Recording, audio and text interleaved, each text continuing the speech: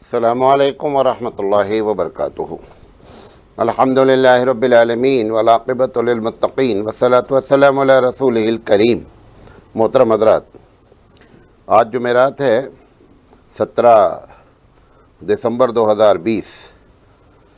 جو سوالات اثر تک آئے ہیں ان کو ضرور شامل کیا گیا ہے۔ اگر اس کے باوجود بھی کسی کا سوال رہ گیا ہے تو ذاتی طور پر بھی پوچھ سکتے ہیں۔ ایک صاحب نے پوچھا ہے کہ میں پرنٹنگ پریس کا کام کرتا ہوں، ہم کو کیلنڈر وغیرہ بنانے میں کبھی کبھی غیر لوگ جو ان کو اپنا خدا مانتے ہیں ان کی تصویریں چھاپنی ہوتی ہیں، تو کیا ایسا کیلنڈر میں چھاپ سکتا ہوں؟ ایسا کیلنڈر نہیں چھاپنا چاہیے۔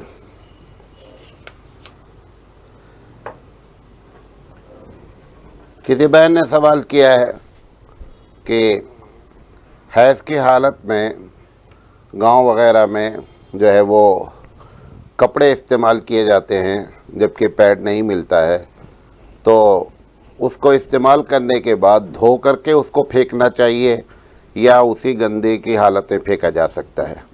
اس میں کوئی ہارڈ فاسٹ شریعت نے نہیں دیا ہے۔ ایسی جگہ پھینکنا چاہیے کہ لوگوں کی نگاہیں نہ پڑیں، تو اس کو جس حالت میں چاہے پھینک سکتے ہیں۔ یقینی بات ہے، ہر بار یہ کہا جائے دھل کر پھینکنا تو ایک بہت بڑا کام ہے۔ بہرحال شریعت کی طرف سے کوئی ایسی ہدایت نہیں ہے، نظافت کی بات ہے۔ اور آپ اپنے علاقے میں دیکھیں جہاں رہتی ہیں کہ لوگوں کی نگاہیں نہ پڑیں، گندگی سے لوگوں کو بچانا چاہیے۔ پوچھا گیا ہے مولانا صاحب بچی کے پیدائش پہ یہاں چھٹی کرتے ہیں، میں نے گھر والوں سے کہا کہ یہ کرنا جائز نہیں ہے۔ وہ لوگ کہتے ہیں اچھا چھٹی کے نام پہ نہیں کریں گے لیکن صرف دعوت کر لیں گے۔ سب سے پہلی بات یہ جانیں، دو چیزیں ہیں۔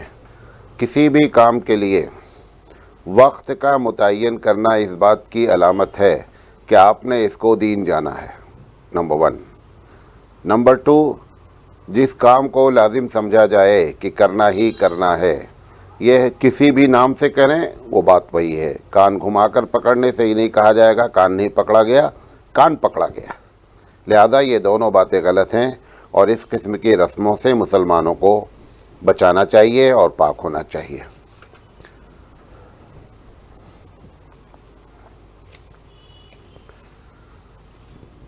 پچھلے سوال میں بھی بات آئی تھی، لیکن آج پھر یہ بات آئی ہے کہ جنازے میں اگر شامل ہوا ایک آدمی اور اس نے وضو کیا، تو یہاں تو مجھے نہیں معلوم ہے کرناٹک میں کہ یہ بات مشہور ہے، لیکن یو پی میں یہ بات زیادہ مشہور ہے کہ اس وضو سے دوسری کوئی نماز نہیں پڑھی جا سکتی ہے۔ یہ بات ایک دم غلط ہے۔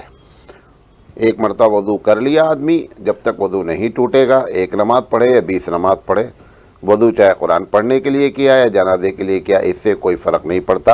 یہ عوام کی جہالت کی باتیں ہیں۔ پوچھا گیا ہے سنت کے مطابق مہر کتنی ہونی چاہیے، اور اگر سونے میں کوئی دینا چاہے تو سونا کتنا ہونا چاہیے، چاندی میں کوئی دینا چاہے تو کتنا ہونا چاہیے۔ یہ بات سمجھ لیں کہ مہر کے بارے میں اسلام نے مردوں کو آزاد رکھا ہے۔ مہر کتنی ہونی چاہیے یہ آدمی اپنی حیثیت کے مطابق طے کرے۔ امام شافعی رحمۃ اللہ علیہ کے نزدیک کم سے کم مہر کی کوئی مقدار ہی نہیں ہے۔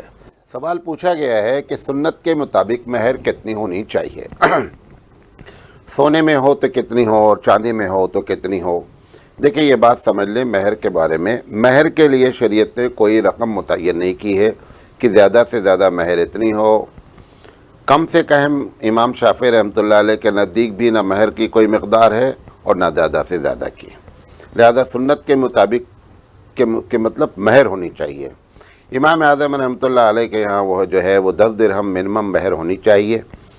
تو اس طریقے سے کوئی یہ سنت کی طرف سے متعین نہیں ہے۔ رہا سونا اور چاندی، جو بھی مہر متعین کی جائے اس کی اگر رقم پیسے کی شکل میں ہے تو جتنا سونا بنتا ہے آپ سونا دے دیں، جتنی چاندی بنتی چاندی دے دیں، اس کے لیے کوئی ہارڈ فاسٹ رول نہیں ہے۔ پوچھا گیا ہے کہ مولانا صاحب جب بیوی سے پہلی ملاقات ہو تو کیا دعا پڑھنا چاہیے؟ بہت مشہور دعا ہے، اللہم انی اسألک من خیرہا و خیر ما جبلتہا واعوذ ربک من شرہا و شر ما جعلتہا علیہ۔ یہ دعا پڑھنا بعض لوگوں نے لکھا ہے سنت ہے، بہرحال اکثر کے نزدیک یہ دعا ثابت ہے۔ لہذا کسی نے نہیں پڑھا ہے تو کوئی گناہ نہیں ہوا ہے۔ پوچھا گیا مولانا صاحب ہم کو عقیقہ کرنا ہے اور ایک بکرا ہم ایک شہر میں کرنا چاہتے ہیں، دوسرا بکرا دوسرے شہر میں کرنا چاہتے ہیں، اور عقیقے کا بچہ تیسری جگہ ہے، تو کیا ایسا کر سکتے ہیں کہ نہیں؟ جہاں بچہ ہے وہاں پہ کوئی اس بکرے کا ذبح ہونا ضروری نہیں ہے۔ دونوں بکرے الگ الگ شہر میں یہ بھی کیا جا سکتا ہے۔ شرط کیا ہے؟ ایک ہی دن میں ہونا چاہیے۔ مطلب جیسے کہ آج بکرا یہاں ہو رہا ہے تو آج ہی لکھنؤ میں بھی ہو، ایسا ہونا چاہیے۔ کوشش اگر یہ ہو جائے تو بہت اچھی ہے، ضروری نہیں ہے کہ دونوں ایک ٹائم پر بکرے ذبح ہو جائیں، لیکن کم سے کم اگر ٹائم نہ ہو تو دن ایک ہونا چاہیے۔ اس طریقے سے دو الگ الگ جگہ پر بکرے ذبح کیے جا سکتے ہیں۔ پوچھا گیا مولانا جن کے والدین دنیا سے چلے گئے ہیں ان کی اولاد اگر کوئی اچھا کام کرتی ہے تو والدین کو ثواب ملتا ہے یا نہیں، اور اگر کوئی برا کام کرتی ہے تو عذاب دیا جاتا ہے یا نہیں، اس میں صحیح کیا ہے؟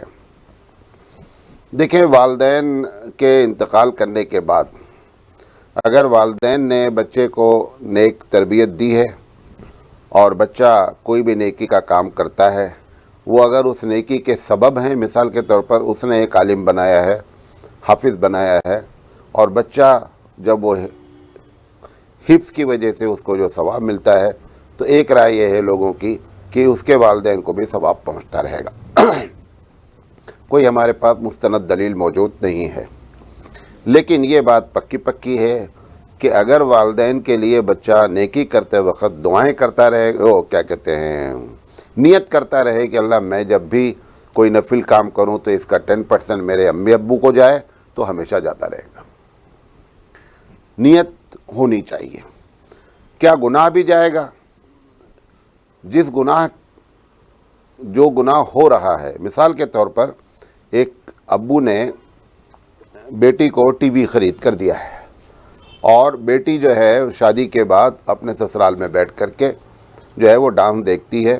ابو نے چونکہ خریدا ہے، لہذا جب تک وہ ٹی وی پہ غلط پروگرام جب دیکھے گی، ابو کو بھی جو ہے ثواب کی جگہ پر عذاب ملتا رہے گا، کیونکہ غلط کام ہوا ہے۔ تو غلط کام میں اگر سبب بنا تو گناہ جانا ہے۔ دلیل دے رہا، اللہ کے رسول صلی اللہ علیہ وسلم نے فرمایا کہ جب آدم کے بیٹے نے قتل کیا، اب اس دنیا میں جتنے بھی قتل ہوتے ہیں اس قتل کا ایک عذاب ہمیشہ آدم کے اس بچے کو جاتا ہے جس نے سب سے پہلا مرڈر کیا ہے۔ تو پتہ چلا وہ سبب بنا، اس سبب کی وجہ سے اس کو آج تک کیا ہو رہا ہے؟ عذاب جا رہا ہے۔ اس بنیاد پر اگر آپ ایسا کوئی کام کیے ہیں کہ جس کی وجہ سے، مثال کے طور پر ابا نے سودی کاروبار کیا اور ابا کے مرنے کے بعد بیٹے نے اسی سودی کاروبار کو سنبھال لیا، تو ابا کو تو گناہ ملتا رہا زندگی بھر، انشاءاللہ یہ مرنے کے بعد بھی ملتا رہے گا۔ نمبر 1، ابا نے کسی کا کھیت لیا، گروی کھیت لیا، اور اس کو کھیتی کرتا رہا، فائدہ اٹھاتا رہا، گویا سود کھاتا رہا، یا کسی مکان کو لیا گیا لیز پر، اور مکان لیز پر رہنے والا کرایہ نہیں دیتا رہا، سود کھاتا رہا، تو پھر ایسی شکل میں جب ابا مر جائیں گے، جو اس میں رہ رہے ہیں، جو بیٹے صاحب ہیں، ان کو بھی ویسے ہی گناہ ملتا رہے گا۔ تو جو بھی گناہ کے کام ہیں وہ اگر وراثتاً آئے ہیں تو ابا کو بھی گناہ ملے گا، اور جو آدمی غلط کام کر رہا اس کو بھی گناہ ملے گا۔ ایک صاحب نے پوچھا ہے کہ مولانا صاحب، ایک صاحب کہنے لگے کہ جب سورہ یاسین کی تلاوت کیا کرو تو یاسین پڑھنے کے بعد رک جاؤ اور درود شریف پڑھو، درود شریف پڑھنے کے بعد پھر کیا کرو؟ آگے قرآن پڑھو۔ تو کیا یہ سنت طریقہ ہے؟ یہ ایک دم غلط ہے، اس کی کوئی حقیقت نہیں ہے۔ یہ ہمارے کلکتہ سے ایک دوست تھے، انہوں نے یہ سوال کیا تھا، یہ ایک دم غلط ہے۔ پوچھا گیا میت کو عطر لگانا جائز ہے یا نہیں؟ میت کو عطر لگایا جا سکتا ہے۔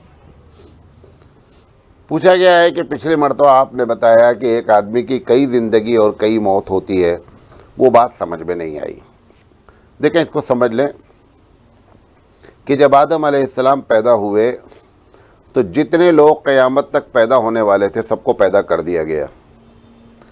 پوری ہمارے پاس قرآن بھی اس پہ دلیل ہے، حدیث میں بھی دلیل ہے۔ اس کے بعد سارے لوگ گویا کہ جو پیدا ہوئے تھے ان کو ایک موت دے دی گئی، اور موت دینے کے بعد اب دوبارہ ہم یہاں پیدا ہوئے اس دنیا میں. تو ایک ہماری موت پہلی ہوئی، پھر اس دنیا میں ہم پیدا ہوئے، اور تو گویا جو پیدا ہوئے ہم وہ موت کے بعد، اب اس وقت جو ہم چل رہے ہیں، ایک ہماری زندگی ہوئی اور زندگی کے بعد موت ہوئی. اب موت کے بعد ہم کو پھر زندگی ملی. اب اس زندگی کے بعد پھر موت ہوگی. اب جب موت ہوگی اس کے بعد پھر زندگی ہوگی. یعنی اب اس کے بعد جب ہم مریں گے تو یہ موت ہوگی، اور اس کے بعد ہم کو پھر دوبارہ کیا ملے گی؟ زندگی ملے گی. تو یہ اس کی ترتیب ہے. پوچھا گیا ہے کہ شادی سے پہلے جو رسم رائج ہیں اس میں نیک جسے کہتے ہیں، انگوٹھی یا پیسہ وغیرہ بھی دیتے ہیں، اس کا کیا حکم ہے؟ ایک جملے میں اگر میں بتاؤں تو یہ کہ جتنی رسمیں آپ کرتے ہیں بھارت میں، پاکستان میں، بنگلہ دیش میں، ساری رسمیں آپ خود کہہ رہے رسم ہے. آپ نے سوال میں بھی نہیں کہا ہے کہ یہ سنت طریقہ ہے. جب آپ نے لفظ رسم استعمال کر لیا تو اس کا مطلب وہ رسم ہے، اس کا شریعت سے کوئی تعلق نہیں. اب رسموں کی 3 کیفیت ہوتی ہے. ایک رسم جائز ہو جاتی ہے، ایک رسم گناہ ہو جاتا ہے، ایک رسم جو ہے وہ عقیدے کی اگر ہوئی تو شرک وغیرہ تک بھی ہو سکتا ہے، بڑا گناہ ہو سکتا ہے. تو یہ جاننا بہت ضروری ہوتا ہے کہ رسمیں گناہ کب ہوتی ہیں اور رسمیں جائز کب ہوتی ہیں بنیادی طور پر. تو ایک بڑا ٹاپک ہے، غالباً مولانا تھانی رحمۃ اللہ علیہ نے بھی اس پر کتاب لکھی ہے. کتاب نہیں، مطلب ایک مضمون ہے ان کا، اصلاح الرسوم کتاب ہے، اس میں بھی غالباً انہوں نے یہ بات چھوڑی ہے کہ رسمیں جو ہے وہ گناہ کب بنتی ہیں. تو اگر رسم گناہ نہیں بنے گی، اگر رسم جائز بھی ہوگی، تو تیسری شکل بھی ہو سکتی ہے کہ رسم گناہ نہ بنے لیکن فضول خرچی کا گناہ ملے، یہ بھی ہو سکتا ہے. یہ شادی سے پہلے جتنا جو کچھ بھی آپ کرتے ہیں منگنی کے نام پر، لڑکی دیکھنے دکھلانے کے نام پر، یہ ساری کی ساری بیہودہ باتیں ہیں. لیکن ایک شادی طے ہوئی ہے، اگر لڑکی والے نے لڑکے کو یا لڑکے والے نے لڑکی کو کوئی گفٹ دیا ہے تو ہدیے کے طور پر دینا اور لینا جائز ہے. یہ ایک الگ بات ہے کہ رسموں کو ختم کرنا چاہیے اور کم سے کم جو ہے وہ رسمیں ہماری زندگی میں آنی چاہیے. پوچھا گیا ہے کہ لڑکی دکھانے کا سنت طریقہ کیا ہے؟ شادی میں جو لڑکیاں شادی طے ہوتی ہے، ایک بات یاد رکھیں، اس میں مولوی سے لے کر کے نیچے تک سارے لوگ، میرا اندازہ ہے کہ 99% لوگوں کو چاہے مسئلہ نہیں معلوم ہے اور چاہے مسئلے کو غلط سمجھا جا رہا ہے. لڑکی دکھانے کی کوئی حدیث ہمارے پاس موجود نہیں ہے. دیکھنا الگ ہے، دکھانا الگ ہے. آپ کسی سے شادی کرنا چاہتے ہیں، آپ کسی بھی طریقے سے دیکھ لیجئے، کسی شادی میں اس کو دیکھ لیجئے، کالج جاتے ہوئے دیکھ لیجئے، کالج میں پڑھتے ہوئے دیکھ لیجئے. لیکن یہ پلان بنانا کہ لڑکے والے آج آئیں گے مجھے اپنی لڑکی دکھانی ہے، ایسی کوئی بات شریعت میں نہیں ہے. دیکھنا اور دکھانے میں زمین آسمان کا فرق ہے. دونوں میں جو شریعت نے اجازت دی تھی، صحابی سے نے جب کہا کہ میری شادی طے، اور حضور نے فرمایا کہ کیا تم نے لڑکی دیکھی ہے؟ تم انصار کی لڑکیوں کو دیکھ لیا کرو، ان کی آنکھوں میں جو ہے وہ کوئی عیب ہوتا ہے. جس خاندان کی بات رہی ہوگی، انہوں نے یہ بات نہیں کہی کہ ان سے کہو کہ مجھے لڑکی دکھاؤ. آپ نے ان سے کہا کہ آپ لڑکی دیکھ لیں. لڑکی دیکھنے کا ہی طریقہ ہے، اگر گاؤں ہے، پتہ چلا کھیتی کرتی ہے لڑکی، جاتی ہے دروازے پہ جو ہے وہ چارہ وغیرہ دیتی ہے جانوروں کا، آپ دیکھ لیں. لیکن یہ جو آپ نے رسم بنائی ہے کہ 10 لوگ آئیں گے، بچی کو بٹھالا جائے گا، دیکھا جائے گا اور آخر میں ریفیوز کر دیا جائے گا، یہ جو کیا جا رہا ہے یہ ایک عورت کے ساتھ بہت بڑی زیادتی ہے. عورت نہ ہو گئی گویا کہ آلو پیاز ہو گئی ہے کہ خریدنے ہم گئے ہیں، اچھی لگے گی تو خریدیں گے اور خراب لگے گی تو ریجیکٹ کر کے آئیں گے. میں ایسی کم سے کم 20 بچیوں کو جانتا ہوں کہ جن کو ایسے دکھلا کر کے اب نتیجہ یہ نکلا کہ انہوں نے کہا میں شادی نہیں کروں گی. اتنی ہرٹ ہو گئی ہیں، اتنا ان کو تکلیف پہنچ چکی ہے کہ وہ اب اپنے آپ کو کہتی ہے کہ میں نہ کارٹون بننے کے لیے تیار ہوں اور نہ میں اپنے آپ کو کسی کو دکھانے کے لیے تیار ہوں. ہاں، اگر کوئی مجھ سے شادی کرنا چاہے بغیر دیکھے ہوئے تو میں تیار ہوں. کوئی فوٹو مانگے گا میں دے دوں گا. لیکن میں یہ بیٹھ کر کے جو ڈرامہ، اپنے والدین کو بھی خوب انہوں نے برا بھلا کہا کہ یہ جو تم نے ڈرامے کیے ہیں میرے ساتھ زندگی میں 20 سال سے کر رہی ہیں، میں اب یہ ڈرامہ بند کرنا چاہتی ہوں. میں شادی ہی نہیں کروں گا، میں کنواری مر جاؤں گی. لیکن یہ طریقہ یہ کیوں ہوا؟ کیونکہ سوسائٹی میں تم نے غلط طریقہ اختیار کیا. یہ قطعی اسلامی طریقہ نہیں ہے، اس کو نوٹ کر لیں کہ جو لوگ بڑے شوق سے مولانا جیسے لوگ جاتے ہیں کہ بھئی لڑکی تو دیکھنا سنت ہے، لڑکی دیکھنا سنت ہے، جس کو کہرو دکھانے کے لیے وہ سنت نہیں ہے۔ آپ کسی طریقے سے سب سے بہترین طریقہ ہوتا ہے لڑکی کو بغیر اطلاع کیے ہوئے کسی شادی کا پلان بنانے، لڑکی بھی وہاں آ رہی ہو، آپ کی عورتیں گئی ہوں، وہاں دیکھ لیں، سب سے اچھا طریقہ ہوتا ہے۔ لیکن پلان سے جو کیا جا رہا ہے ایک دم غلط ہے، اور کسی بھی آدمی کے دل کو تکلیف پہنچانا گناہ کبیرہ ہے۔ جتنی مرتبہ جن لوگوں نے ریجیکٹ کیا ہے سب گناہ کبیرہ کے مرتکب ہیں، کیونکہ انہوں نے ایک مسلمان، ایک مومنہ عورت کی کیا کیا ہے، بے عزتی کی ہے اور اس کے دل کو دکھایا ہے۔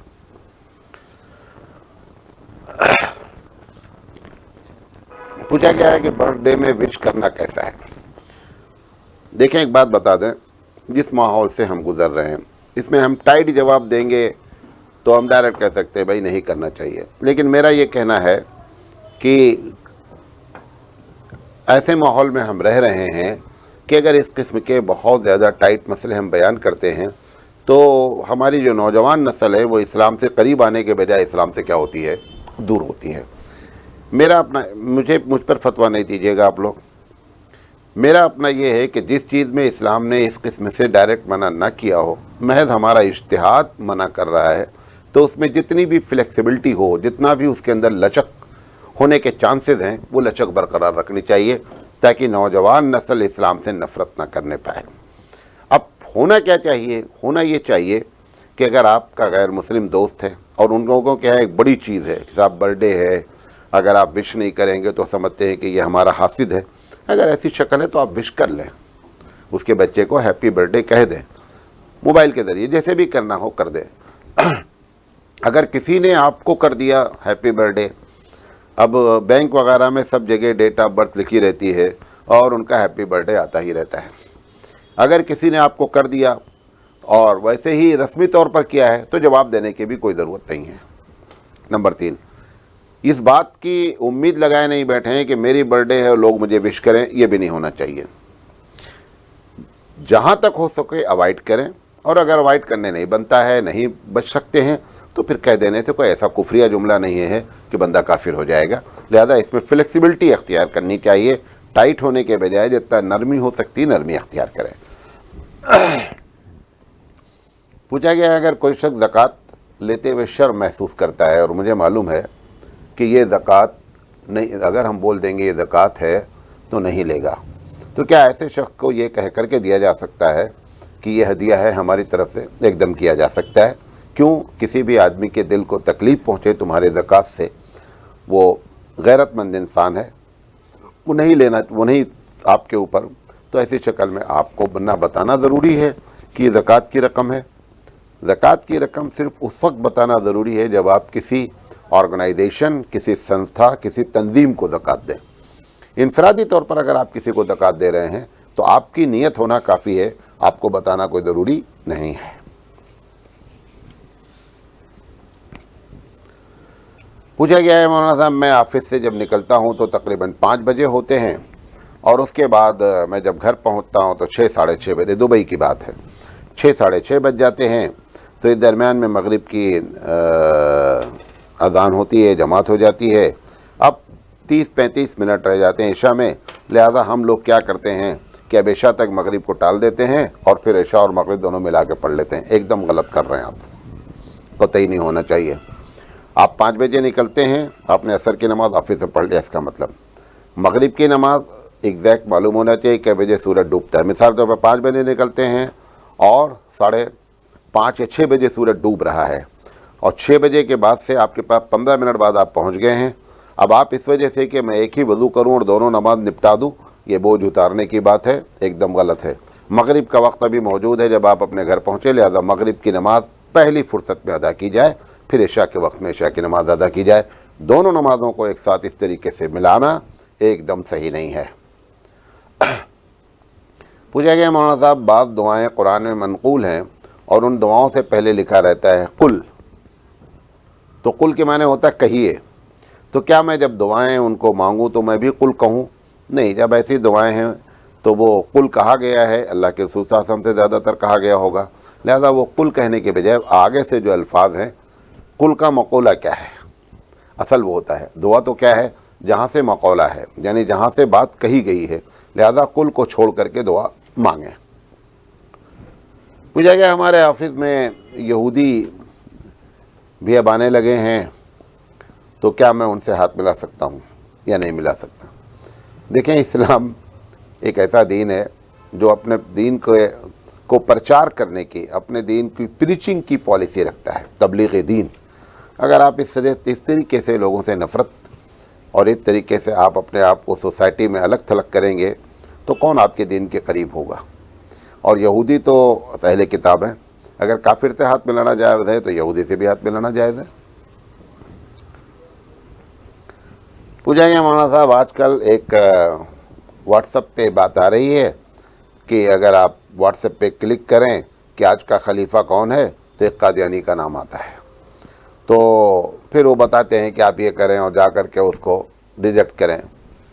دیکھیں، سب سے پہلی بات تو یہ ہے کہ ابھی تک ہم کو معلوم نہیں تھا کہ ہم کو تلاش کرنا ہے کہ آج کا خلیفہ کون ہے. یہ تم نے پرچار کر کے اس کا پرچار کیا. وہ آدمی جس کے لوگ جانتے ہی نہیں تھے، اس کا پرچار آپ نے کیا. یہ سب مسلمانوں کو بیوقوف بنانے کی ترکیبیں ہیں. اب آپ کو فارورڈ ہے، اس میں لکھا ہوا ہے کہ اگر آپ مسلمان ہیں، آپ کے اندر شعور ہے، آپ اگر نبی کو مانتے ہیں، چاہتے دنیا بھر کی باتیں لکھ کر پرچار کریں، وہ مطلب اس کو فارورڈ کریں. یہ ہم مسلمان اتنی بھولی بھالی قوم ہے کہ اس کے بیچاری کو اپنے بارے میں بھی زیادہ معلومات نہیں ہے. یہ سب کا ریموٹ کہیں اور ہوتا ہے. جو بڑے بڑے لوگ بیٹھے ہوئے ہیں وہ ریموٹ چلاتے ہیں. لہذا اس قسم کی بات اگر آپ کے پاس کبھی آئے، آپ اوائڈ کریں، نیگلیکٹ کریں.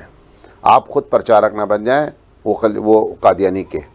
لہذا اس میں کچھ بھی کرنے کی ضرورت نہیں ہے. زیادہ سے زیادہ کیا کریں؟ اگنور کریں، درگزر کریں، ختم کریں. ہوا کیا ہے کہ آپ کو معلوم ہے کہ دا اسلام جو ویب سائٹ ہے، جب یہ نیٹ شروع ہوا، جب سروس شروع ہوئی، وہ 1% بھی نہیں ہے دنیا میں قادیانی. سب سے پہلے انہوں نے دا اسلام نام کی ویب سائٹ کو اپنے نام پہ کیا کر لیا؟ رجسٹر کرا لیا. اب آپ دا اسلام نام پر کوئی ویب سائٹ اگر رجسٹر کرنا چاہیں گے تو آپ کی رجسٹریشن نہیں ہوگی. جب دا اسلام، اب غیر مسلم وہ چاہتا ہے کہ اسلام کے بارے میں معلومات حاصل کرے، تو ٹائپ کیا کرتا ہے؟ دا اسلام. جب دا اسلام ٹائپ کرتا ہے تو ادھر سے قادیانی کی ویب سائٹ کھلتی ہے. کیونکہ آپ تو دوسری چیز میں مست ہے نا. آپ کو تو لڑنا ہے حضور جو ہے نور ہے کہ نہیں ہے. آپ کے سامنے یہ مسئلہ پھنسا ہوا ہے. رفع الیدین کرنا ہے نہیں کرنا ہے، آپ کے سامنے یہ مسئلہ پھنسا ہوا ہے. دیوبندی کو کافر نہیں کہیں گے تو ہم کافر ہو جائیں گے، آپ کے سامنے یہ مسئلہ پھنسا ہوا ہے. جماعت اسلامی کافر ہے، تبلیغی جماعت کافر ہے. یہ سارے ٹاپک آپ نے چھیڑ رکھے ہیں. مسجدوں میں آپ کو کسی کو آنے نہیں دینا ہے. تو جس قوم میں بھی یہ سب مسائل ہیں، اس قوم کو دا اسلام اور ویب سائٹ، یہ سب تو ایک سمجھے بہت بڑی چیز ہے. تو تم اس میں کھوئے رہے اور انہوں نے اپنا کام کر دیے. نبی کریم صلی اللہ علیہ وسلم کی ذات، نبی کریم صلی اللہ علیہ وسلم کے احکامات کے آپ نے بتائے کیا تھے، وہ سب تو ہم کو عطا پتہ نہیں ہے. وہ شاعر نے کہا نا کہ آپ نعت میں ان کی جالیوں کی تعریف میں مگن رہے. جالی کی تعریف ہو رہی ہے، حضور کے قبر کی تعریف ہو رہی ہے. حضور کے ساتھ کیا ہو رہا ہے یہ ان کو پتہ ہی نہیں. ان کے فرشتوں کو بھی خبر نہیں ہے. یہ جالی ہری کر لے گئے اور جالی کی شان میں اچھے اشعار کر لیے، اور دوسرے لوگ کیا ہے اپنا کام کرتے رہے. یہ آج سے نہیں ہو رہا ہے، کئی سو سال سے ہو رہا ہے. مسلمانوں کو اس بات کی پرواہ نہیں ہوتی ہے. آج بھی مسلمان جن باتوں پہ لڑ رہے ہیں، جو بات ایشو ہے، کل بھی آپ کو بتایا تھا کہ ایک آدمی رفع الیدین پر لڑتا ہے، اسے یہ نہیں معلوم ہوتا ہے کہ نماز کے فرائض کیا ہیں. جو جاننا چاہیے تھا وہ نہیں جانتا ہے، جس کے جاننے کی ضرورت نہیں اس پر لڑتا ہے. بہرحال اللہ ہماری حفاظت. ہمارے پاس کئی ایسے گروپ ہیں، ہم کو خیر جیسے ہی داخل ایڈ کرتے ہیں ہم نکل جاتے ہیں، کیونکہ اتنی بے تکی باتیں ہو رہی ہیں. میں صرف ایک بات لکھ کر کے گروپ چھوڑ دیتا ہوں کہ بہت اچھا موقع ہے لڑنے کا، مسلمانوں لڑ لو، اس سے بہتر موقع نہیں آئے گا. ہم نے کہا کہ جس قوم کے ایک چیز مسائل میں، آپ کی تعلیمی پالیسی پرابلم میں، آپ کے مدارس پرابلم میں، آپ کے مساجد پرابلم میں، ایسی قوم جو ہے وہ ان چیزوں پہ لڑ رہی ہے جس کا نہ اس دنیا میں کوئی فائدہ ہے نہ اس دنیا میں کوئی فائدہ ہے. لہذا یہ جو ہوا، یہ قادیانی والا معاملہ ہو، خلیفہ، آپ نے اس بات کو نیٹ پر، ویسے آپ کے بڑے ماہرین ہیں، آپ کے نیٹ دیکھتے کیا ہیں؟ آپ کے بچے سب گندی چیزیں دیکھنے میں ماہر ہیں. ابھی بھی معلوم ہے سب سے زیادہ غلط ویب سائٹ کہاں کھلتی ہے؟ بھارت میں کھلتی ہے، آپ جا کر نیٹ پہ چیک کر لیجیے۔ اور اگر میرا اپنا اندازہ ہے کہ اگر یہ نکالا جائے کہ اس کھولنے والے کتنے مسلمان ہیں، ویسے آپ 18% ہیں، اس میں آپ 42% ہیں، اس میں آپ کی پرسنٹیج زیادہ ہے۔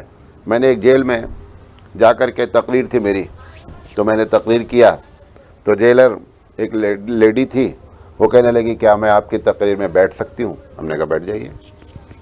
سب قیدی تھے، میں نے تقریر کیا، بہت خوش ہوئی۔ تو اس نے کہا کیا یہ تقریریں آپ باہر بھی کرتے ہیں؟ ہم نے کہا ہاں۔ کہا لیکن میری یہ سمجھ میں نہیں آتا کہ آپ 18% بھارت میں، یا 43 سے 44% آپ ہیں جیل میں۔ وہ کہہ رہا ہے کہ تمہارا پرسنٹ بھارت کے آبادی میں 18% ہے، مثال کے طور پر، جیسا آپ لوگ بولتے رہتے ہیں، یہاں پہ تم 44% ہو۔ یہ دیکھ لو تمہاری یہ حالت ہے۔ اگر تم ایسی تقریریں کرتے ہو تو یہاں کیسے آ گئے یہ لوگ؟ اور صحیح بات یہ ہے کہ ہماری تقریریں بے تکی ہو رہی ہیں، ہمارے ڈیبیٹ، ہمارے مناظرے، ہماری بحثیں سب بیکار چیزوں پر۔ دنیا اس بات پر کوشش کر رہی ہے کہ اگر کسی پلانٹ پہ یا کسی جگہ پر کوئی آبادی مل جائے گی تو ان سے کمیونیکیٹ کیسے کیا جائے گا، ان سے بات چیت کیسے کی جائے گی۔ یہ بیچارے اللہ کے رسول صلی اللہ علیہ وسلم کا پیشاب پاک ہے کہ نہیں ہے، اس پر بحث چل رہی ہے۔ پاخانہ پاک ہے کہ نہیں، پاخانہ کرتے تھے تو پاخانہ زمین کے اندر چلا جاتا تھا کہ اوپر رہتا تھا، یہ بحث میں بیچارے لگے ہوئے ہیں۔ یہ جب کیا کہتے ہیں، حضرت خالد بن ولید کا غالباً واقعہ ہے کہ انہوں نے جو ہے وہ ایک اس پر حملہ کیا، تو بارڈر پہ جو ہے کوئی بھی حفاظت کرنے کے لیے موجود نہیں تھا۔ تو پوچھا فوج کہاں گئی؟ انہوں نے کہا گاؤں میں، شہر میں ایک مناظرہ ہو رہا ہے اور اس میں یہ بحث لگی ہوئی ہے کہ عیسیٰ علیہ السلام کا پیشاب پاک تھا کہ ناپاک، اس پر بحث میں لوگ لگے ہوئے ہیں، لہذا وہاں پہ امن و امان کو برقرار رکھنے کے لیے فوج بھیجی گئی ہے، اور بارڈر کی چنتا نہیں ہے، بارڈر پہ دوسرا آدمی داخل ہو رہا ہے، ان کو پتہ ہی نہیں ہے۔ تو مسلمان مجاہدین بہت ہنسے۔ تو حضرت خالد بن ولید نے کہا ہنسو نہیں، ایک دن ایسا آئے گا تم بھی یہی کرو گے کہ تمہارے مسائل کچھ ہوں گے، بحثیں تمہاری دوسری ہوں گی۔ ایسی چیزوں میں سب سے زیادہ ہم الجھے ہوئے ہیں۔ حضور صلی اللہ علیہ وسلم اپنی قبر میں حیات ہیں کہ نہیں، اس مسئلے کو لے کر کے ہیں، حیات ہیں تو کھاتے کیا ہیں، ایسی باتیں ہیں جس کا کوئی سرے سے ہماری زندگی سے تعلق نہیں ہے۔ حضور صاحب ہم ہر جگہ موجود ہیں کہ نہیں موجود ہیں؟ اچھا نہیں موجود ہیں کہ تمہارا کیا نقصان ہے، اور موجود ہوں گے تو تمہارا کون سا فائدہ ہے؟ سب بے تکی باتیں۔ میری سمجھ میں نہیں آتا، میں ایک بہت چھوٹا سا آدمی ہوں آپ لوگوں سے،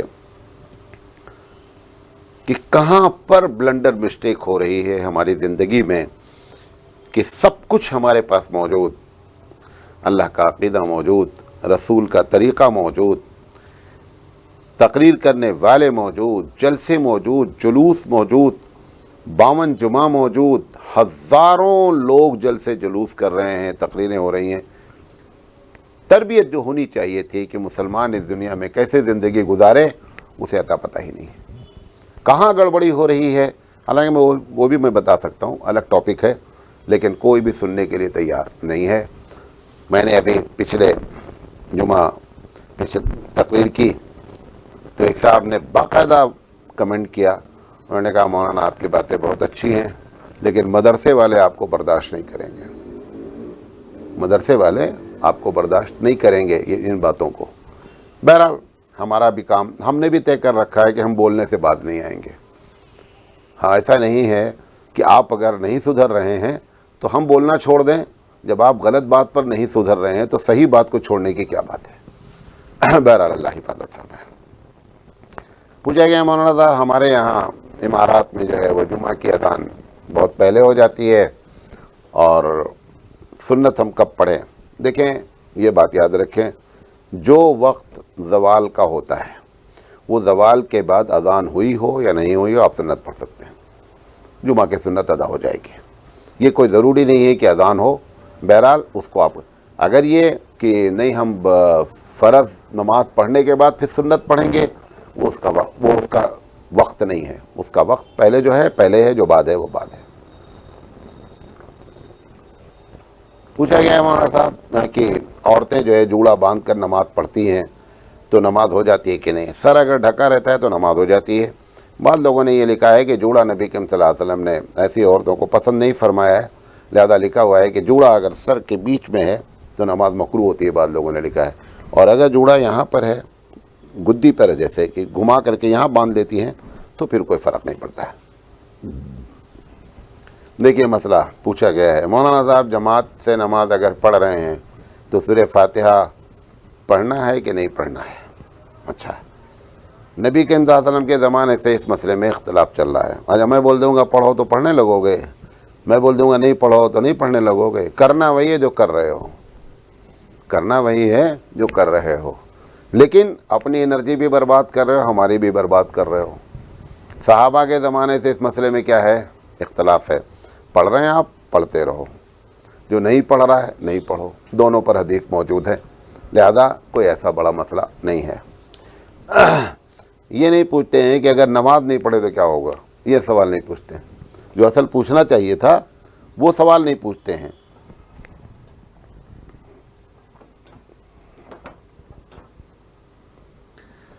اچھا، پوچھا گیا ہے مولانا صاحب کہ ایک صاحب کا کاروبار ہے، ان کے 6 بیٹے اور 6 بیٹیاں ہیں، اور ان کے کاروبار کو اب ان کے بیٹوں نے سنبھال رکھا ہے، خوب آگے ترقی دی ہے، اس میں پوتے بھی شامل ہو گئے ہیں، وہ بھی اسی بیاپار میں لگے ہوئے ہیں۔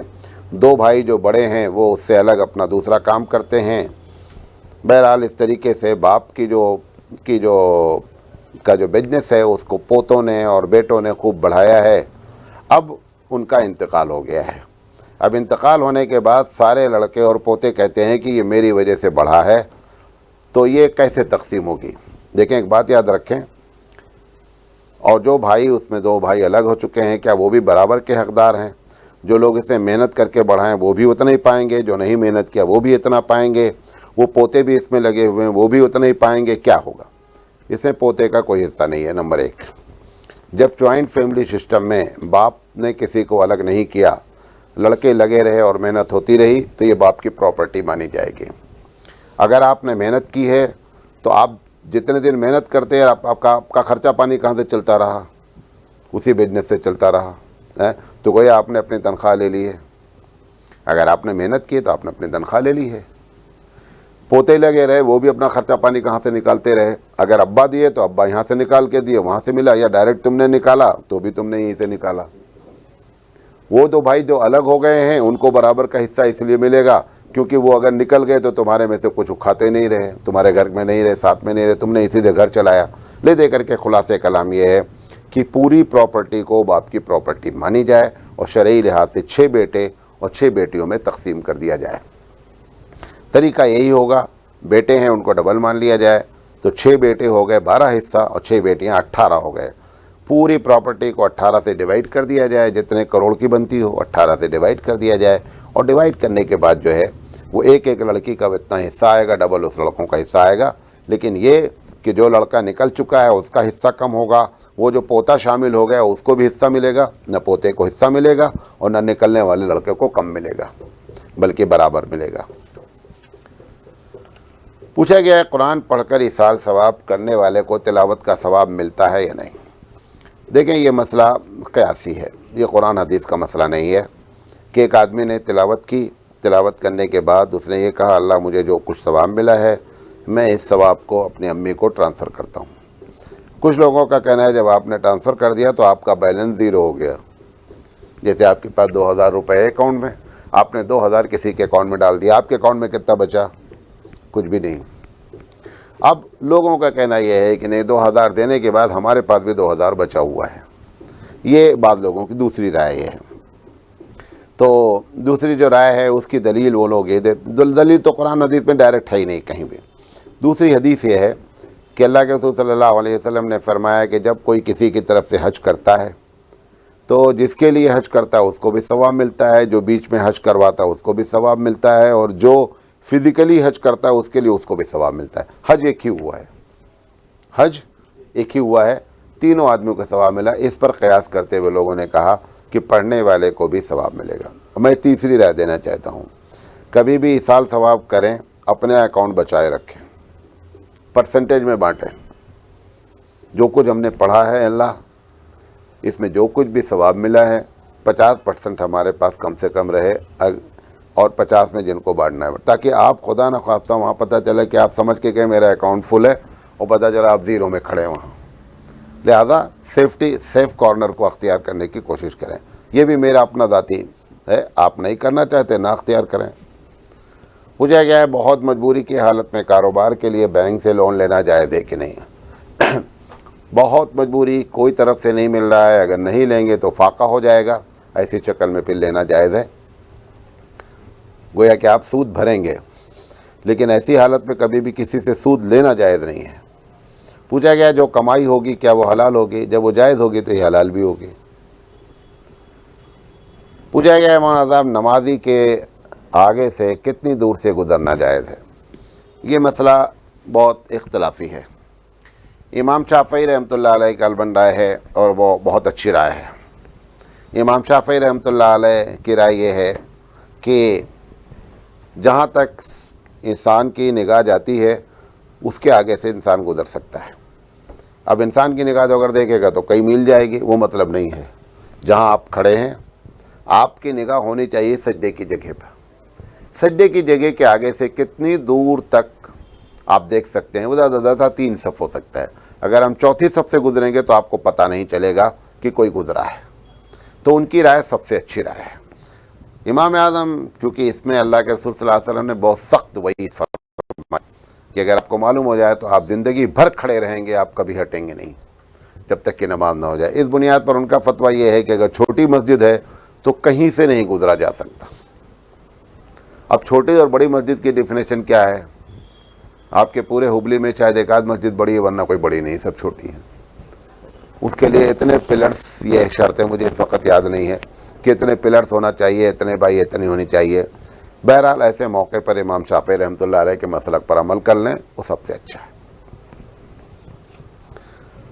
پوچھا گیا ہے مولانا صاحب میں وضو کر رہا تھا، میرا وضو کرتے کرتے ٹوٹ گیا، میں ابھی چہرہ دھل رہا تھا اور میں نے وضو کو شروع سے ریپیٹ نہیں کیا بلکہ وہیں سے میں آگے بڑھتا چلا گیا. ایسا ہو جاتا ہے وضو کرتے کرتے آدمی کا وضو ٹوٹ جاتا ہے. بہت پریکٹیکلی سوال ہے. دیکھیں اس میں اگر آپ چہرہ دھل رہے ہیں اور وضو ٹوٹا ہے تو اس کا مطلب آپ نے ہاتھ دھل لیا تھا، کلی کر لی تھی، ناک پہ پانی لا جا.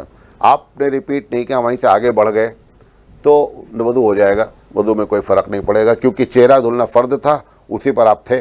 آپ کا فرض چہرہ ادا ہو گیا، اس کے بعد آپ نے ہاتھ دھلا، مسح کیا پیر کا، تو 4 چیزیں فرض تھی وہ ادا ہو گئی، وضو ادا ہو جائے گا.